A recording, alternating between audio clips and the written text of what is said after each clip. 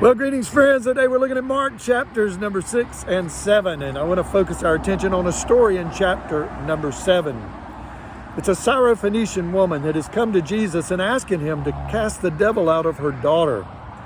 Now, there's two things I want to point out in this story. First of all, she was a Gentile, and Jesus, when he sent the disciples out, he said, look, you go to the household of Israel only, go to the Jewish people only, because I want to give them a first opportunity to accept me as a Messiah and to see the power of my work. And we know that in the book of Acts that the Gentiles, of course, received the same blessings and opportunity as the Jews did. But here are some cases, or a case where Jesus, even in the New Testament, reached out to a Gentile woman. We see that also in the Old Testament, God with Rahab and Ruth. But here, this woman reached out to Jesus. Let me just pick the story up in verse 26. It says, and the woman, she begged him to cast the demon out of her daughter.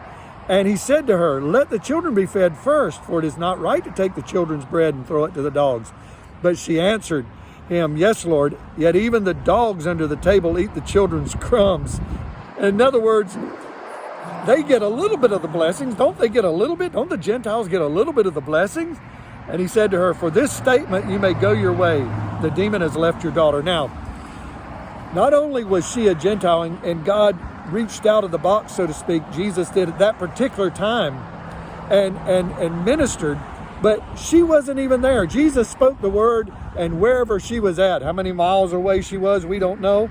But Jesus ministered just by his word. And I say to you, friends, that I believe that you and we can pray for someone that's halfway around the world, and God can hear our prayer. They don't have to be right in our midst. We can pray for someone down the road, and God can heal and touch them.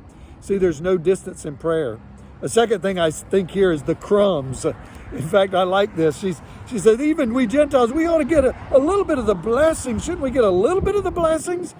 And Jesus saw her faith. I want to say that Jesus said, if you have the faith of a mustard seed, which is a really small seed if you've ever seen one, and if you've got that kind of faith, you can say to this mountain, it'll be moved. And this woman had just a little bit of faith, a little bit of crumbs, just a little bit of crumbs, and she had faith to believe, and the Lord delivered her daughter. So I want to say to you, friends, doesn't matter who you are, if you believe, if you have faith and trust in the Lord, he'll hear your cry. He'll hear your prayers. So let's just trust him, call on him. God bless you. Hope you have a wonderful day. See you again tomorrow. Bye-bye.